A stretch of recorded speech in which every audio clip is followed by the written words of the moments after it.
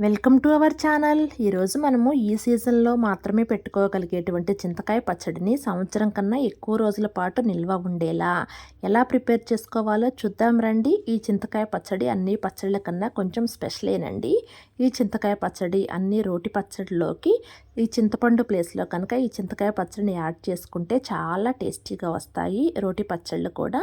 ఇప్పుడు ఇక ఈ చింతకాయ పచ్చడి ప్రిపరేషన్ కోసం ఇక్కడ నేను 1 కేజీ వరకు చింతకాయలను తీసుకొని వీటిని శుభ్రంగా ఒక 2 సార్లు కడిగి ఈ చింతకాయలు నేను కొంచెం ఎండలోనే ఆరబెట్టానండి.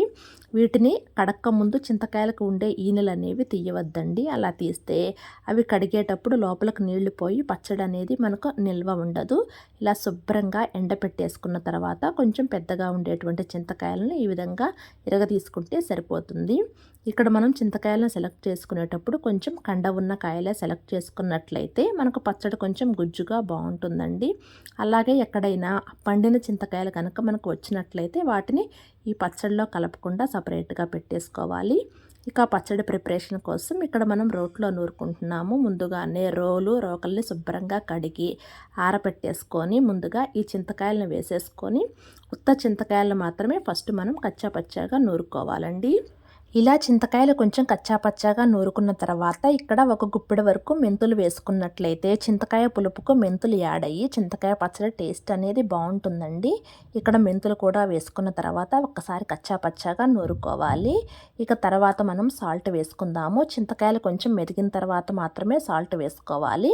ముందే వేసుకున్నట్లయితే మనకు నీరు వస్తుందండి.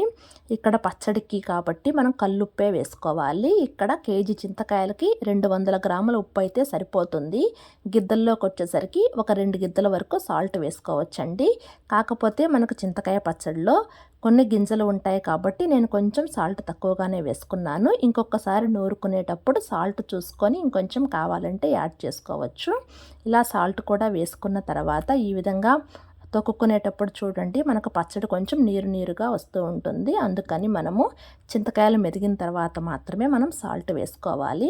ఇలా సాల్ట్ కూడా మెదిగిన తర్వాత ఇక్కడ పసుపు అనేది మన కలర్ని బట్టి వేసుకోవచ్చండి. ఇక్కడ ఒక 2 స్పూన్స్ వరకు వేసుకున్నా సరే సరిపోతుంది. ఇక ఉప్పు, పసుపు, మెంతులు అన్నీ కలిసేలాగా ఈ విధంగా ఇది పెద్ద రోలే కాబట్టి కొంచెం మెత్తగానే నేను పచ్చడిని నూరుకుంటున్నానండి. ఇలా పచ్చడి కొంచెం మెదిగిన తర్వాత ఇక దీన్ని ఒక డబ్బాలో కానీ జాడీలో కానీ గాజు సీసాల్లో కానీ దేనిలోకైనా స్టోర్ చేసుకొని పెట్టేసుకోవచ్చు. ఈ పచ్చడి మొత్తాన్ని నేను ఇక్కడ ప్లాస్టిక్ డబ్బాలోకి తోడేసుకొని మూత పెట్టేసుకొని ఒక 10 రోజుల పాటు దీన్ని ఏం కదిలించలేదండి. ఇక 10 రోజుల తర్వాత చూడండి ఆ చింతగుజ్జు నాని మనకు పచ్చడి ఈ విధంగా కొంచెం కలర్ చేంజ్ అయ్యి కనపడుతుందండి.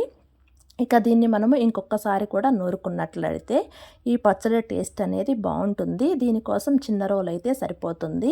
ఎక్కడా తడేమి లేకుండా రోకల్ని కూడా ముందుగానే కడిగి ఆరబెట్టేసుకొని చిన్న రోలు కాబట్టి కొంచెం కొంచెంగా వేసుకుంటూ ఈ పచ్చడిని మనం నూరుకోవాలండి.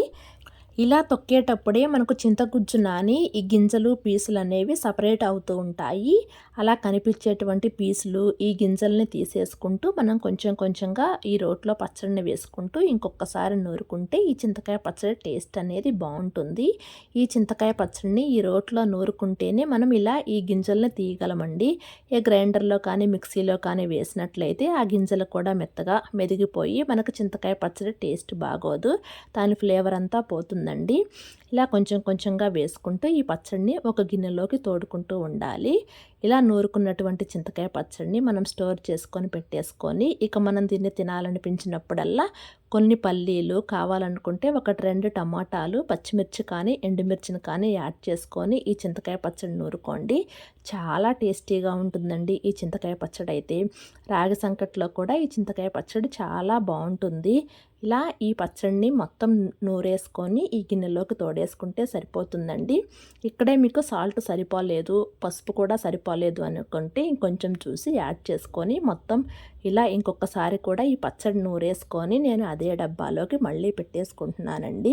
ఇక మనకు సంవత్సరానికి సరిపడా చింతకాయ పచ్చడి రెడీ అయిందండి. మీరు రోటి పచ్చళ్ళు చేసుకునేటప్పుడు చింతపండు ప్లేస్లో 1 స్పూన్ ఈ చింతకాయ పచ్చడిని యాడ్ చేయండి. చాలా టేస్టీగా ఉంటాయి ఆ రోటి పచ్చళ్ళు కూడా. ఇక్కడ చూడండి ఈ పచ్చడిలోకి మనకి పీసుల కన్నా గింజలు చాలా వచ్చినాయండి. ఇవన్నీ తీసేసుకుంటేనే పచ్చడి బాగుంటుంది.